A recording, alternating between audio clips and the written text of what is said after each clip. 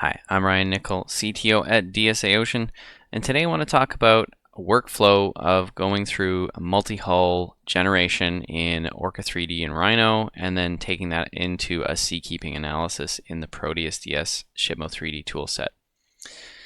So when working with multi-hulls, there's a few little differences that are good to pick up on, and I think it's useful to just highlight that in a general workflow. We're working with Orca 3D in Rhino here.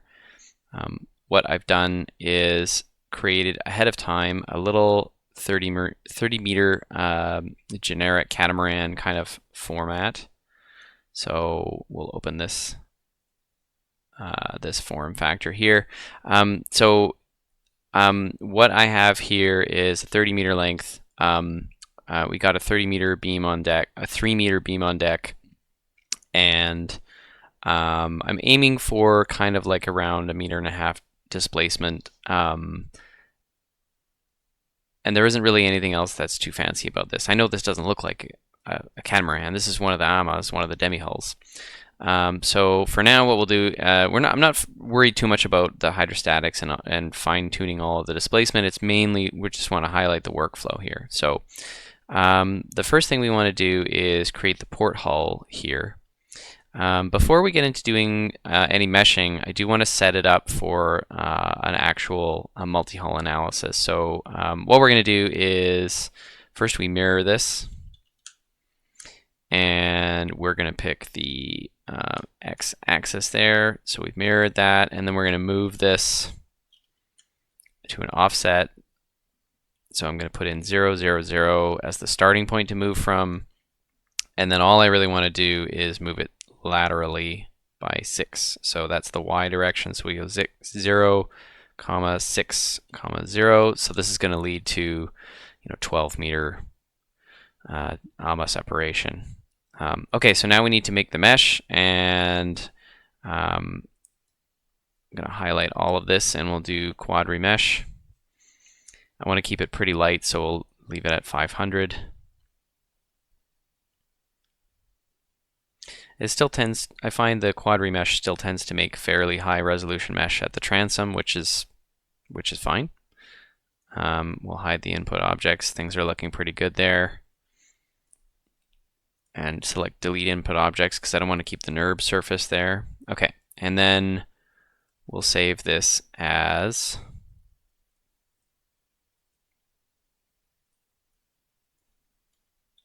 multi-hull 30 meters. Okay. Now, for now, we're all done with Rhino and Orca 3D, and we'll go to making a brand new ProteusDS ShipMo3D toolset project. So we go File, New Project, and right away pick our little folder here to work out of. Okay, so we're basing this on a 30 meter vessel, and kind of aiming for a draft at midships about 1.5 meters. I think a reasonably good starting point for VCG is going to be about 3 meters, but obviously that will depend on your particular project. The first thing we want to really do here, I don't want to mess around with rudders or propellers. We're going to do purely a seakeeping analysis here. So the first thing you really need to get the hull data in is, we're going to follow the steps kind of along here. Panel hull is the first thing. And the first thing you need to do is under hull geometry source, we'll go to wavefront OBJ, and then we don't need to really change any of these other parameters, but we do have to pick the file that we just set and created. So there it is, multi-hull 30 meters, and we'll go run. So visually, it's always a good idea to visually check it. And I love under color table, I really like the ship parts just because it shows that wetted area really nicely. Don't forget that it does this automatic mesh refinement along the waterline, so it'll look a little bit different than what you were working with, and this really helps with the quality of the hydrodynamics calculations. As the displacement input that you change here changes, you'll see a different wetted area of the hull change as well. And other things to sort of double check are, the displacements, what you expect it to be, and the metacentric height That's pretty high, but just something that we're working with right now to show the workflow here. So yeah, after importing the data, we want to go to panel lid. We need to use the wet panel hull we just generated in panel hull. Now, for working with multi-hulls, normally the option for the creating lid, this default doesn't work very well. What I would suggest you use is wet hull panels, and then you just run that and go to plot panel lid, and you should see this pink inside the hull only. Now this is purely for numerical purposes. This lid suppresses any waves that may show up erroneously through this calculation of wave radiation and diffraction process. So it's a nice thing to have in there. It significantly increases the quality of the calculations. Now the reason you want to pick this method, this is going to do great. You really want to make sure you don't use this this option, because when you look at the lid here, oops, it's covering the inside between the hulls, and that will suppress wave activity in between the hulls, which is not what you want to do, at least with this amount of suppression that it provides. So the only thing you really need to change here is make sure you pick wet hull panels, run that, and then we're all good. Now we go on to the radiation and diffraction calculations. Here we have to pick the wet hull panel file that we generated previously. We have to pick the lid that we just generated previously. I've never found it necessary to change these other settings here. This is just for labeling for outputs. These are the sort of the level of accuracy for the integration. I don't think we really need to worry. I've never found it necessary to change those values. Here's a little bit of a trick here for the encounter frequencies. You will find there are sloshing frequencies in between the hulls that are kind of high frequency. And what might be good to do is significantly use a finer level like 0.05. It's going to depend on the size of your ship, but that would better capture the resolution. I wouldn't worry. Usually the maximum range is guessed by ShipMo3D based on the hull length. This will be probably conservative.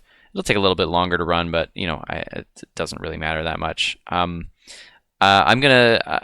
Normally I would run the radiation parameters first, but if you're confident that you're going to get good results, so the reason for doing that is it would take way less time, and then if there's an issue, you can make adjustments to the mesh, redo the calculations. If you're confident in what you've got, you can do the diffraction at the same time. Maybe we'll pick this forward speed at 12 knots, just do a single increment at that 0 and at 12 knots. We'll do a nice spread around the hull, and this will cover a good range of wave frequencies for doing seakeeping analysis. So we'll run that, and then let's see how that goes and check in on it shortly.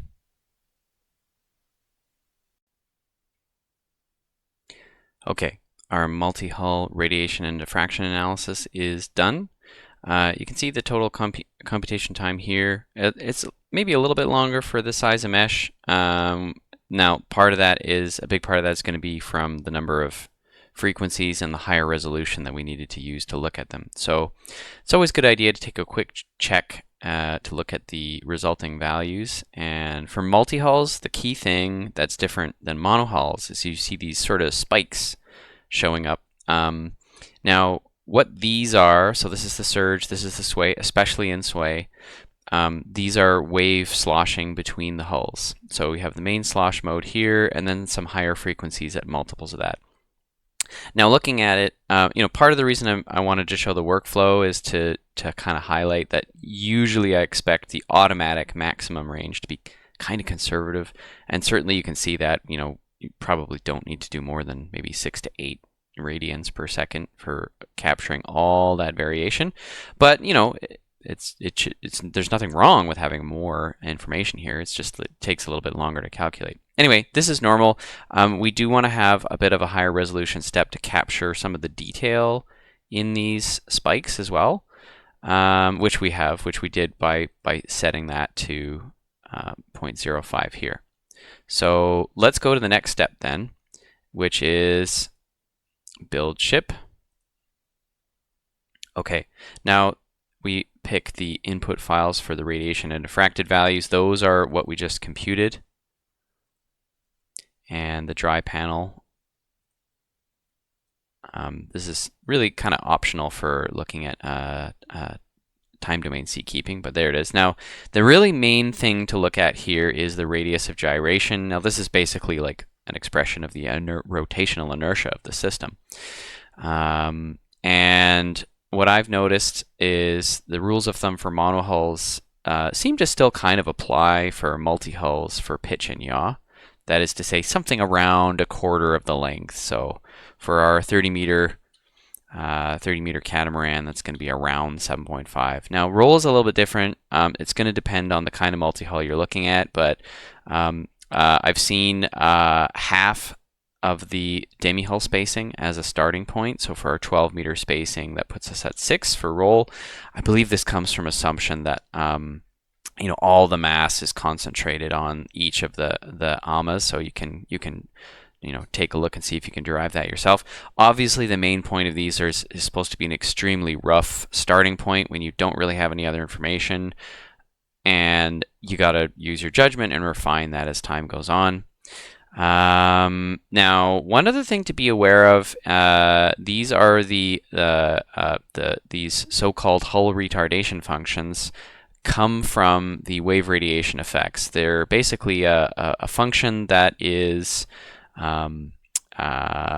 translating for time domain analysis in maneuvering and things like that. It's going to be affecting the simulation results. So we don't really need to worry too much about this, but what I have found, just like with monohulls, when you plot these functions, you want to see them attenuating to 0. If you run it as is, take a quick look at these functions, they're not really attenuating to 0.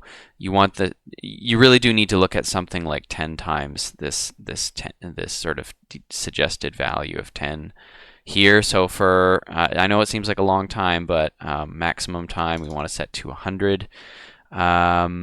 And this encounter frequency increment might benefit from something similar that we used for the radiation calculations. So run that again. And sure enough, we see a lot more attenuation happening. In this kind of case, it's starting to build up again. We might want to pick a time that's kind of like, maybe like here. So this is 70 seconds, 70 seconds, 60, 65 seconds. That's not bad. We don't want it to be building up again. So go back. And again, this is a refinement for really that affects time domain analysis. It doesn't really affect the frequency domain seakeeping analysis. That's a little bit better. Okay. Now here's where you would add other things like any appendages that apply.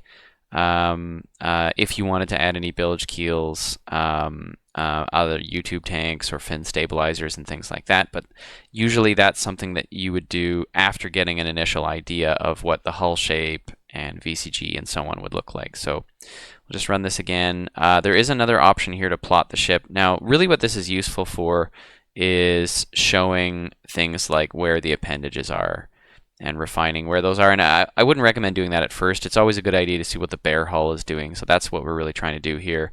And you're checking out the whole hull form factor, demi-hull spacing, VCG, those kinds of things. So we've got the ship model done. Now you can go straight to evaluating ship motion in a sea state. So you go to seacape random. Sorry, we want to go file new data, seakeep random. Here we pick the ship motion database file name. Now this is the output from build ship. That's our ship model. And we're going to, we have ship speeds. Remember we said we wanted to look at a big jump in, just look at 0 and 12 knots. If you calculated a wider range of speeds, you can indicate those here. Keep the wave spread the same, and we have our frequencies. Here's where you pick the wave spectrum. Brett Schneider is sort of like open ocean conditions. John Swap is sort of like coastal conditions, developing seas. Honestly, if you use the peak factor, you can get the same thing as the John Swap spectrum. I'm a pretty big fan of using John Swap because of the flexibility of shaping the spectrum if you like. Maybe we won't do something quite so crazy as these sea state conditions, but just do 2 and 10. This is just to sort of have an example. The so-called seakeeping positions are where you can get local information on the local vertical and lateral accelerations. We'll set these by station. So this is the middle of the ship because we have 20 stations on the ship. And maybe we'll do a Y offset of 6, so it's kind of right in the middle of one of the AMAs, and something like 2 meters up from baseline. And we'll go OK. So this one seakeeping position, but you can add as many as you like, and we'll go run. Now, the biggest sort of feedback you get from this is the RMS motion: surge, sway, heave, roll, pitch, yaw. And this is at 0 speed, and then at forward speed, of course, we have some variations happening here. And this is the motion of the CG. If we go to look at the outputs here, view outputs, everything is sort of, everything in the kitchen sink is the output here. And you'll see for every different forward speed condition, ship speeds 12 knots, you'll see the relative C direction here, and the surge and sway, heave, roll, pitch, yaw values. Then also information on the seakeeping positions that you've requested, where you have the longitudinal, lateral, vertical, RMS accelerations, and so on. Yeah, so I wanted to show a complete workflow of what this would look like from going from hull variation, and this shows the workflow of going through, doing the analysis, and getting some feedback on ship motion in sea. All right, thanks for watching.